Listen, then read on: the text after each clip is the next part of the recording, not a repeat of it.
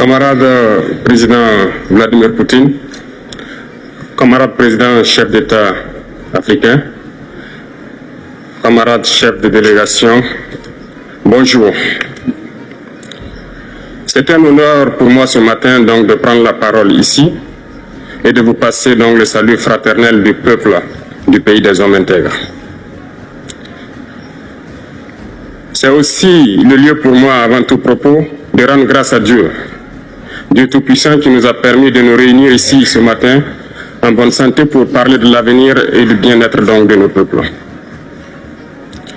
Je m'en vais m'excuser auprès des anciens que je pourrais vexer dans mes propos à venir.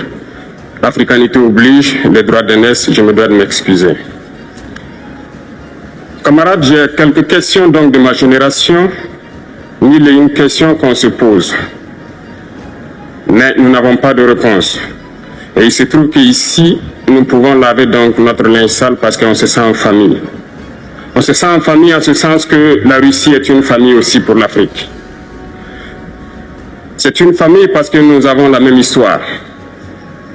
La Russie a consenti d'énormes sacrifices pour libérer le monde du nazisme pendant la Seconde Guerre mondiale. Les peuples africains, nos grands-pères, ont été déportés de force aussi pour aider l'Europe à se débarrasser du nazisme.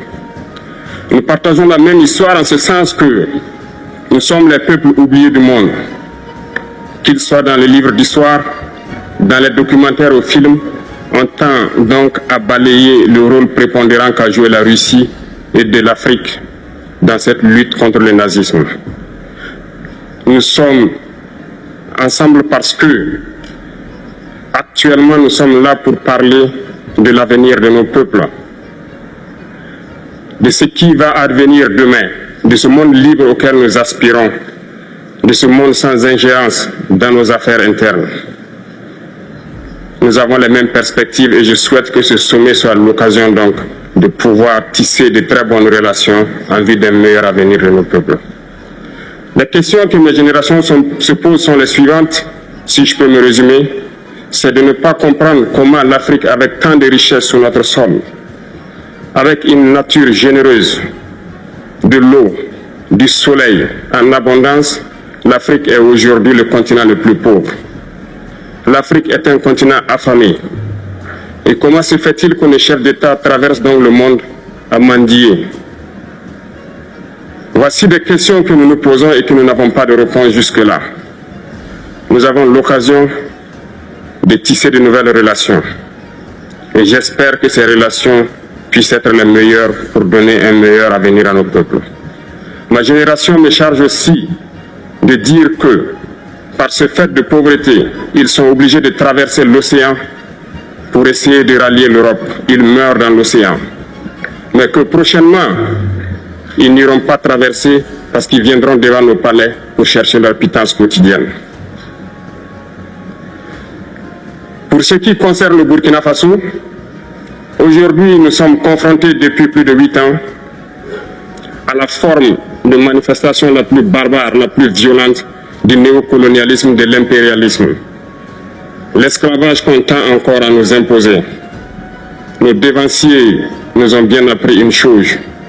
L'esclave qui n'est pas capable d'assumer sa révolte ne mérite pas que l'on s'apitoie sur son sort. Nous ne nous apitoyons pas sur nos sorts, on ne demande pas que quelqu'un s'apitoie sur notre sort. Le peuple burkinabé a décidé de lutter contre l'île terroriste en mesure de relancer son développement. Dans cette lutte, des vaillants peuples, des vaillantes populations se sont engagées à prendre les armes face au terrorisme. Ceux que nous avons affectueusement appelés les VDP, des volontaires. Nous sommes surpris de voir les impérialistes traiter ces VDP de milices et de tout type. C'est décevant. Parce qu'en Europe, lorsque des peuples prennent les armes pour défendre leur patrie, on les traite de patriotes. Nos grands-pères ont été déportés pour sauver l'Europe. Ce n'était pas avec leur consentement, contre leur gré. Et bien au retour, on se rappelle bien qu'à Tiaroy, lorsqu'ils ont voulu revendiquer leurs droits élémentaires, ils ont été massacrés. Cela ne fait rien donc. Lorsque nous, peuple, nous décidons de nous défendre, on nous traite de milices. Mais là n'est pas le problème.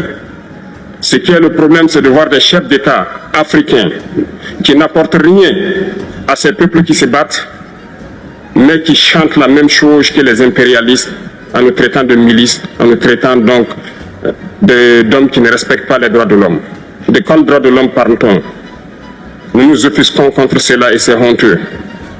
Il faut que nous, chefs d'État africains, nous arrêtons de nous comporter donc en marionnettes qui dansent à chaque fois que les impérialistes tirent sur les ficelles. Hier, le président Vladimir Poutine a annoncé donc l'envoi de céréales en Afrique. Nous sommes bien contents. Nous lui disons merci pour cela.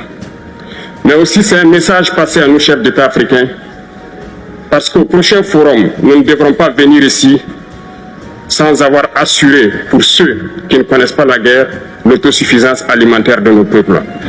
Nous devons prendre l'expérience de ceux qui ont pu déjà atteindre cela en Afrique, tisser de bonnes relations ici et tisser de meilleures relations avec la Fédération de Russie pour pouvoir assouvir les besoins de nos populations.